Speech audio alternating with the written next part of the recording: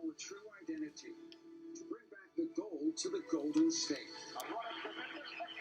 Now is the time to achieve that summit, to be the shining city on the hill, and together we'll restore and renew the California dream.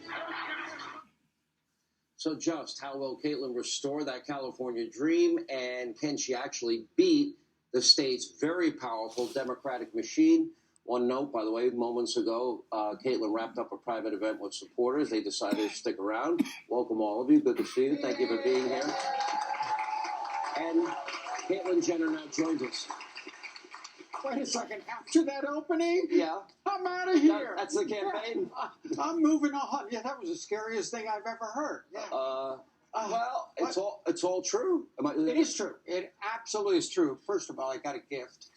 Oh, thank you. What is it? I know. love gifts. We're into the face mask thing out here in California, so I thought I would get you one. Hannity supports Caitlyn. He's not allowed to. He's on the news. Okay. Recalled Gavin Newsom. By the way, I support the recall. Yeah. Let me be very clear. Yeah. It's amazing when you think about it. I just have such respect for athletes. You didn't win the gold in 72. You came back in 76, and you won the gold. A great Olympian, a great champion. And you're really, I always say politics is a blood sport. Yes. And a part of me is saying, what the hell are you thinking? This is hard. It was not an easy decision. It took an awfully long time. I've always been involved in politics. For the LGBT community, I used to go back. But in 1973, I graduated from college in Iowa. I packed up my 63 VW Bug and drove across the country, everything I owned in the back seat. And I was coming to California, the Golden State. I went to San Jose. Why? Because San Jose was where all the great athletes lived. I had met him in my first Olympics in 1972. And me as a decathlete, I wanted to learn from all these other great athletes. In fact, in 1976, we placed fifth as a nation with 3 gold medals, a silver and a bronze within a 5-mile radius of my house. I put myself with some of these great athletes, and I learned so much. I want to do the same thing now. I want to take that same fight, that same spirit, go to Sacramento, surround myself with some of the smartest people out there.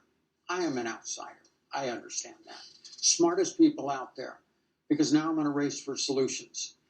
I need to find solutions to be able to turn this state around. I absolutely love this state. I'm a fighter, always have been. I come from a long line of fighters. My grandfather was in World War I, was in the dead pile. Somebody was walking by and heard a moan, and they said, "Oh my God, somebody's alive in here," and pulled him out. He wound up going on and living a very good life. Dead pile. I mean, they thought he was dead. He thought he was dead. Yeah, he had the tag on his foot and everything, but went on to live a good life. My father, when he was 19, in fact, welcome to my hangar. This is actually my hangar. I have pictures on the wall of my father over there when he was 19. When World War II was breaking out, he wanted to fight. And so he joined the 5th Ranger Battalion. Landed with the first boats on Omaha Beach. 364 guys in his division, 60 came back alive. Wow. Let me get in. And just so, he's buried at Arlington with all his buddies. And I thought to myself, you know what? If we can fight, because we got to fight, and you say it all the time. If we can fight, somebody's got to stand up. I'm not going up Omaha Beach. I'm going up again in Sacramento. But we have to change things. I love this country. I'm a patriot. I love this state. The state's done so much for me over the years, but I've watched it crumble right in front of my eyes. And you got to stand up, And so I knew it would not be easy. I knew it'd be tough. But you know what? California's worth fighting for. And that's what I'm doing. Let's talk about, I want to, in the course of the time we have here together, Right. I want to get specific Okay. on very specific issues. Let's start with a general overall, overarching. I want you to grade Gavin Newsom. I want you to define what a compassionate disruptor is, words you've used to describe yourself. And then we'll get into the specifics of what it would take for California, a state you clearly love, to recover. And are you a Gavin Republican Newsom, or Democrat? You know, what I see in Gavin Newsom is a politician up to special interests, makes his decision as a politician in special interests, and the hypocrisy that is going on right now. It's like there's one set of rules for Sacramento, and there's another set of rules for everybody else.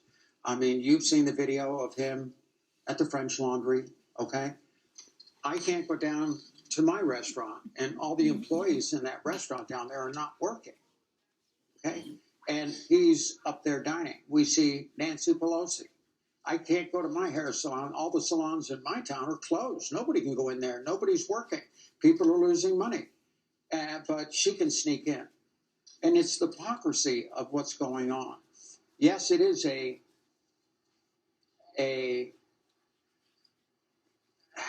dynasty, I guess you could say, in Sacramento. They've really been in charge for the last 40 years. I mean, we had Reagan come in a little bit, Arnold come in a little bit as Republicans, but it's been a dynasty. And as we see what happens here, and in the recall, everybody was behind the recall. They needed 1.5 million votes. They got 2.1. But of course, the Democrats had to verify every signature. mm-hmm. Isn't it shocking? It doesn't shock me. And eventually they had wound up, after they disallowed like 500,000 of them, and they had 1.6. So the recall is on. But I'm really fighting against the hypocrisy that's going on. That he's been bad on every issue. He's bad on taxes. Obviously, the most taxed state in the nation.